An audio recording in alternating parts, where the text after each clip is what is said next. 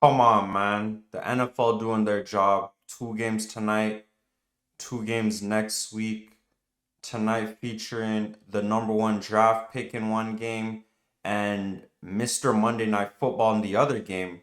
Mike Tomlin 19-3 on the big stage, and that's where we're gonna start off. His Steelers are looking to avoid going 0-2, and I can't see that happening. Defense is too good, and the division is too good.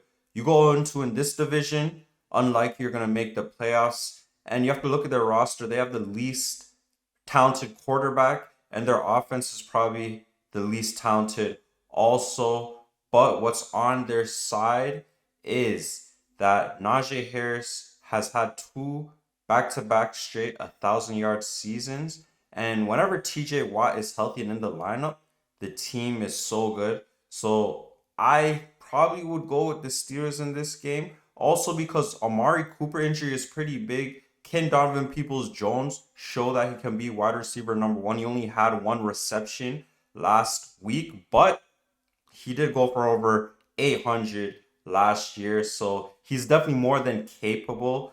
But again, Patrick Peterson is a true vet.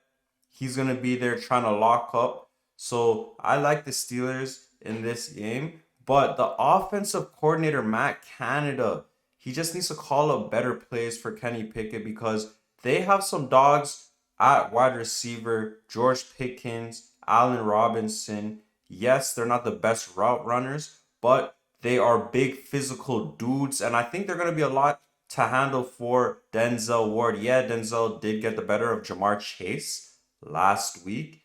Only had 5 receptions for 43 yards, but this is a different challenge. We'll see how he fares out against those two. Deontay Johnson is going to be injured. Cam Hayward is out also for the Steelers. He's going to be injured, but the main thing for the Steelers are going to need to keep their eye. They're going to need to do whatever they can to double Myles Garrett because right now he's looking like a defensive player of the year candidate. Him and obviously Michael Parsons. We've seen what that guy's been doing. Absolute nasty. Looking like a young Lawrence Taylor.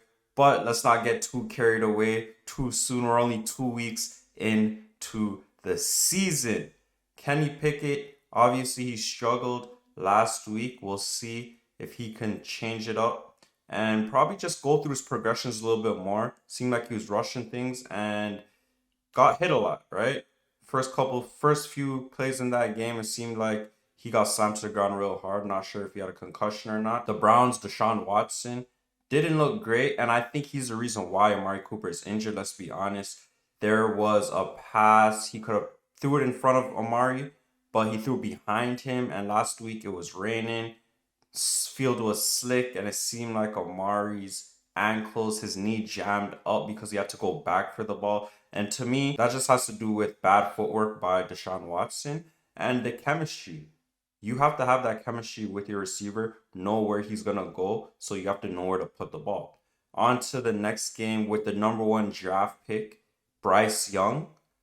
It's going to be tough for him because you know how it goes with number one draft picks. You get sent to the worst team.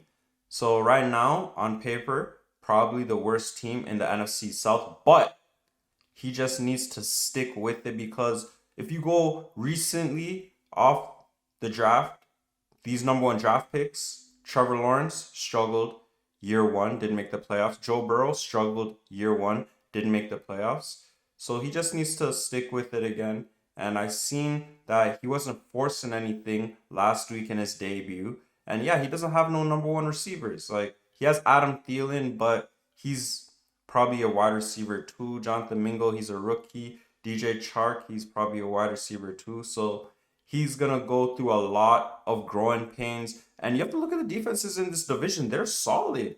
Like you have the Falcons, they have Jesse Bates, Calais Campbell, the Saints, Marshawn Lattimore, Cam Hayward, Demario Davis, and then the Buccaneers have the same defense from their Super Bowl year, basically.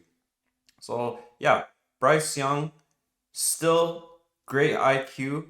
I think he's gonna still have some success. We seen yesterday Anthony Richardson had some success. They got their first one, although he is in concussion protocol. And CJ Stroud, even though he's 0-2 to start this year, he's looking good. So there's a lot of promise for the rookies, the rookie QBs. On to the Saints. I'm not going to pick this game just because I don't trust Derek Carr. Oh, come on, And I man. do not, for one bit, trust Michael Thomas. He's looking like wide receiver number 3, number 4. Chris Olave clearly has established himself as wide receiver number 1. And Shaheen looked good last week. He is looking like a solid wide receiver number 2. The Saints, I think this is big for them to pick up this victory to go 2-0 so they can stay tied atop of the division with Atlanta. But I think it's more important because you go 2-0 without your best player. Next week you face the Lions. You can win that game. If you can go 3-0 without Alvin Kamara, and then he comes back, ooh, it's going to look very promising for you to win the division. Again, it's your boy Jayo Sto, and it's Jayo Sto Sports. Please subscribe, like, and share. And we coming back to you with straight heat tomorrow.